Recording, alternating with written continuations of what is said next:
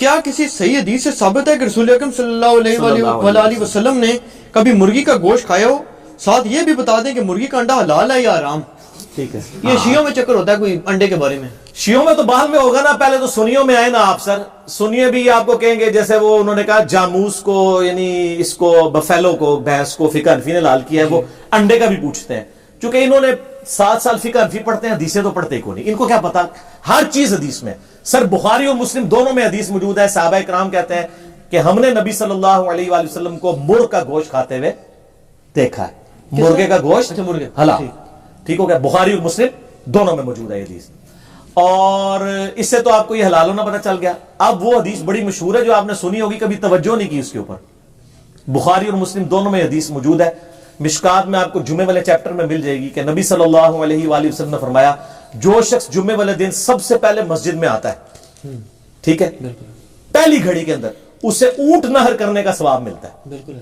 جو اس سے لیٹ آتا ہے اس کو گائے ذبح کرنے کا ثواب، اور جو اس سے لیٹ آتا ہے اس کو بھیڑ ذبح کرنے کا ثواب، جو اس سے لیٹ آتا ہے اسے مرغی صدقہ کرنے کا ثواب، اور جو اس سے لیٹ آتا ہے اس کو انڈا. تو سر صدقہ حلال مال کا ہوتا ہے. ٹھیک ہو گیا جی. تو مرغی بھی حلال اور انڈا بھی حلال. اور اجماع امت تو ہے نا سر، میں نے کہا اجماع سب سے بڑی دلیل ہے. ٹھیک. تو انڈے کا ذکر فقہ حنفی نے نہیں بتایا، بخاری مسلم میں موجود ہے کہ انڈا صدقے کرنے کا ثواب ملتا ہے جو اینڈ پہ آتا ہے. تو اس حدیث کے تحت انڈا بھی حلال ہوا، مرغی بھی حلال ہو گئی، اور بھینس تو پہلے سے حلال تھی، بہیمۃ الانعام. ٹھیک ہو گیا. تو یہ آپ کے بزرگوں نے نہیں بتایا، یہ کتاب و سنت نے بتایا. لہٰذا آپ یہ جب ساری باتیں سنا کریں نا، اس کے بعد ایک بار جھوم کے کہا کریں کہ نہ میں وابی نہ میں بابی، میں ہوں مسلم علمی کتاب. ٹھیک ہو گیا جی. ٹھیک ہے جی. مجھے اکثر سننے کو ملا ہے کہ گناہ کبیرہ صرف توبہ ہی سے معاف ہوتے ہیں، کیا باقی گناہ توبہ کے بغیر بھی معاف ہو جاتے ہیں؟ پلیز گناہ کبیرہ اور گناہ صغیرہ میں فرق واضح فرما دیں. بہت کریٹیکل سوال ہے جی، یہ بہت کریٹیکل. پہلی بات یہ ہے کہ جو گناہ کبیرہ اور صغیرہ والا ایشو ہے نا، یہ تو جتنا انسان کے اندر ایمان ہے اس کے لیے تو پھر یہ فرق بھی نہیں وہ پوچھے گا کہ صغیرہ کون سا ہے اور کبیرہ کون سا ہے. صحیح مسلم میں حدیث ہے کہ گناہ مؤمن کے لیے ایسا ہے جیسے اس کے سر پہ کسی نے پہاڑ رکھ دیا ہو، اور منافق کے لیے، فاسق و فاجر شخص کے لیے ایسے یہ گویا ناک میں مکھی بیٹھی تھی اڑا دی، کوئی بار ہی نہیں اس کا. یہ مومن اور منافق کے اندر فرق ہے. باقی جو کبیرہ گناہ ہے یہ واقعی صرف توبہ سے معاف ہوتے ہیں، اور جو چھوٹے گناہ ہیں وہ بغیر توبہ کے بھی اللہ تعالیٰ خود سے معاف کر دیتا ہے، اور اس کے لیے اللہ تعالیٰ نے ذریعہ بنایا ہوا ہے نیک اعمال کو.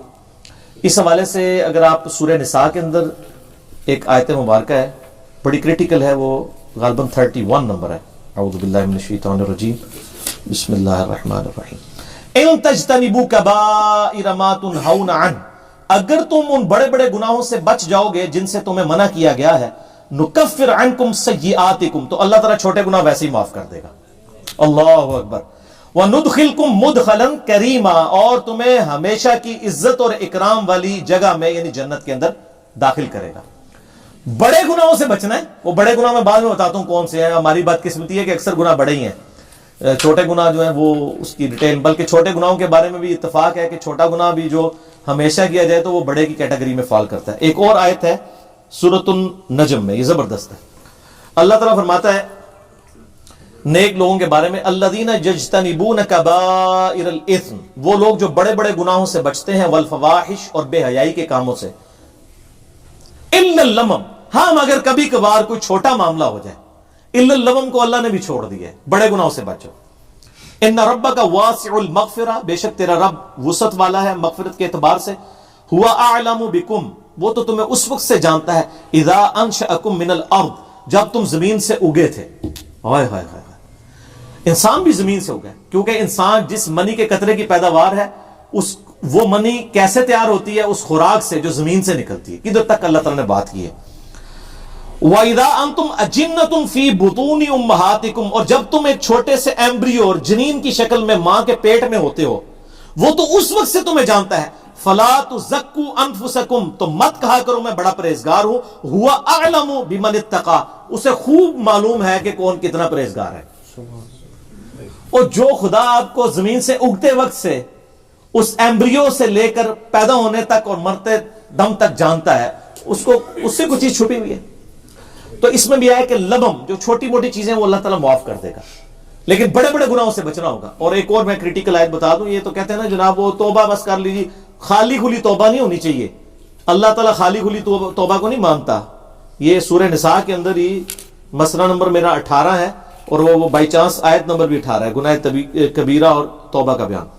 अल्लाह ताला फरमाता है इन्नमत तौबतु अलल्लाहि, अल्लाह के जिम्मे है ऐसे लोगों की तौबा को कबूल करना, लिल्लदीना यअमलून अस्सूअ बिजहालतिन, जो कोई नादानी में गुनाह कर बैठे, सुम्मा यतूबून मिन करीब, और फिर फौरन ही तौबा कर ले, उसको तो मैं माफ कर दूंगा।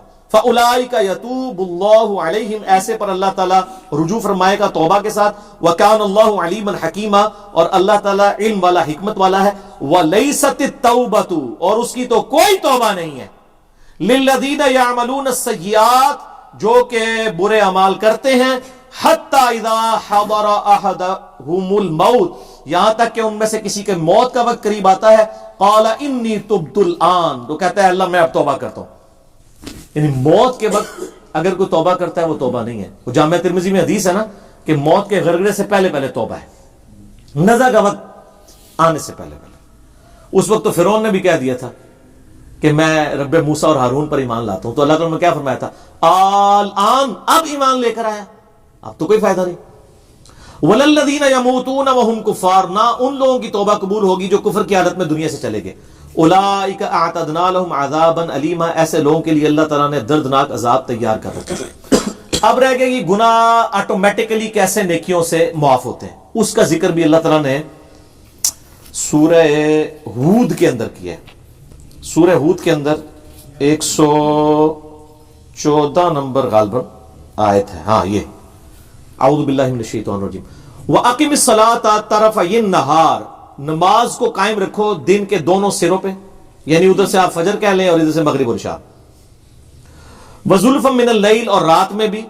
इन्नल हसनात, बेशक जो नेकियां हैं, युज़हिब्न सय्यात, वो मिटा देती हैं बुराइयों को। कौन सी चीज मिटा देती है? नेकियां। और नेकी कौन सी जिक्र हुई? नमाज। ज़ालिका ज़िक्रा लिज़्ज़ाकिरीन, ये नसीहत है उन लोगों के लिए जो नसीहत कबूल करने वाले हैं। इस आयत के कॉन्टेक्स्ट में एक बड़ी जबरदस्त हदीस है जो बुखारी और मुस्लिम दोनों में है। उससे वैसे बाद लोगों ने गलत रिजल्ट भी निकाले हैं और इसकी बुनियाद के ऊपर वो डेट्स भी मारते हैं कॉलेज और यूनिवर्सिटीज के स्टूडेंट्स। मेरा मसला नंबर 106 बहुत पहले रिकॉर्ड है, आज मैं उस डिटेल में नहीं जाऊंगा। मेरा यूट्यूब पे एक क्लिप है वैलेंटाइन डे के ऊपर, उसमें मैंने 17 हदीस बुखारी और मुस्लिम से बदनिगाही और इससे रिलेटेड बयान की थी। मैं आज स्किप करता हूं।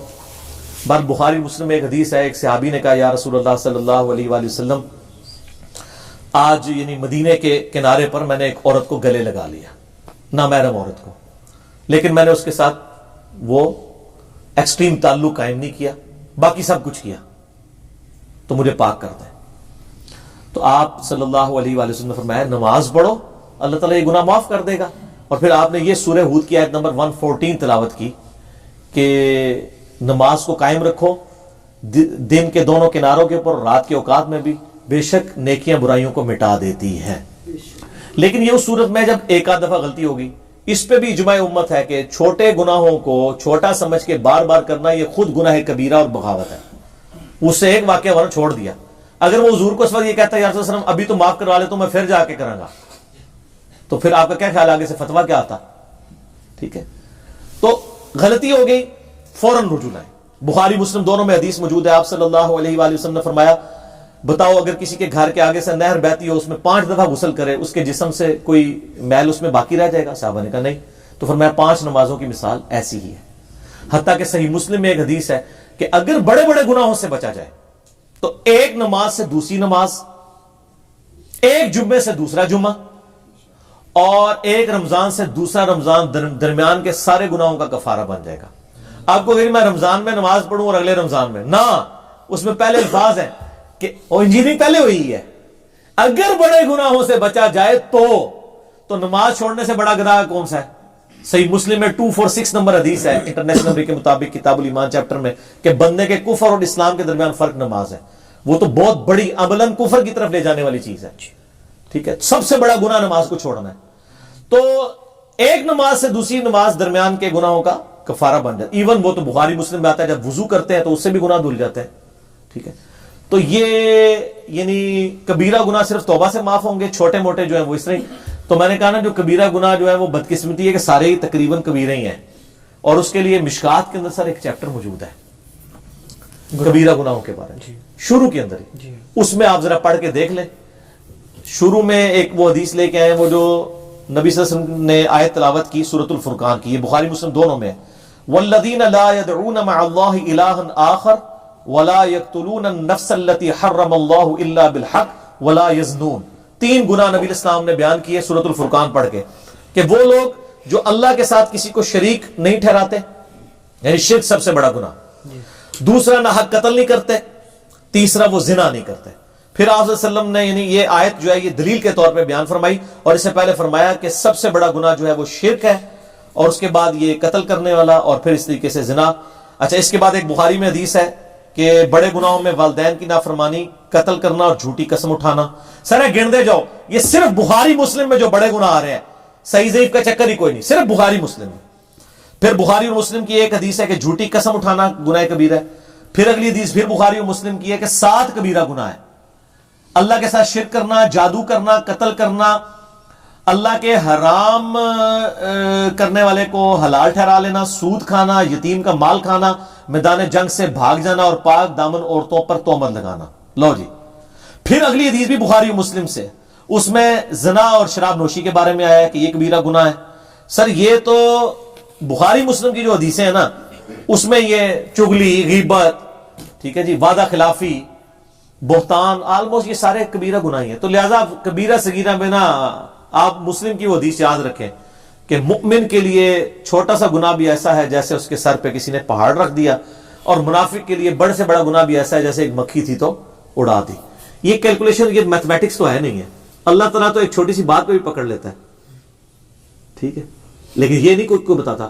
ہاں یہ ضرور بتا دیں سر, وہ بخاری مسلم میں حدیث ہے, وہ ایک بڑی فاحشہ عورت تھی, اس نے ایک دفعہ اپنے موزے میں ایک کتے کو پانی پلا دیا. اللہ چاہتے ہیں نہیں غلطی بخش دینا جی, اس کو تو بخش دیا ہے, لیکن یہ قرآن حدیث میں کہیں لکھا ہے کہ فاحشہ عورت یہ کام کرے گی تو وہ بے شک فحاشی کرتی رہے, میں بخش دوں گا. وہ تو ایک واقعہ ہے. تو سر ایک اور واقعہ جو بخاری مسلم دونوں میں ہے کہ ایک بڑی نیکوکار عورت تھی, ٹھیک ہے, اور اس نے صرف ایک بلی کو قید کر دیا اور وہ بھوکی پیاسی مر گئی, اور اس کی وجہ سے وہ دوزخ میں چلی گئی. یہ نہیں بتاتے کہ چھوٹی سی بات پہ پکڑ بھی لیتا ہے. اس کو پھر انہوں نے دوسری طرف کیا ہوا ہے, کہتے تائی تسی کہنا نیکی کرنے کا کیا فائدہ ہے, ایک چھوٹی سی گل سے پکڑا بھی جا سکتا ہے. وہ دوسرے پاس ایک ٹور پیدل ہے. سر ڈرتے رہے اللہ سے ہر وقت, ٹھیک ہے, خدا کے ساتھ کمٹمنٹ رکھیں, اور اللہ سے کبھی بے پرواہ نہ ہو, بے خوف نہ ہو. تو یہ جناب آٹومیٹکلی چھوٹے گناہ معاف ہوتے ہیں, بڑے گناہ صرف توبہ سے معاف ہوں گے. اور توبہ سے تو ظاہر ہے وہ تو سورۃ الفرقان میں آیت نمبر 70 میں آیا کہ اگر کوئی شرک سے, جو سب سے بڑا اس کائنات کا گناہ ہے, توبہ کر لے سچے دل سے, ہم اس کے گناہوں کو بھی نیکیوں سے بدل دیں گے. سر صرف معاف نہیں ہوں گے, نیکیوں سے بدلے جائیں گے, لیکن توبہ پکی ہونی چاہیے. پکی توبہ کیا ہے؟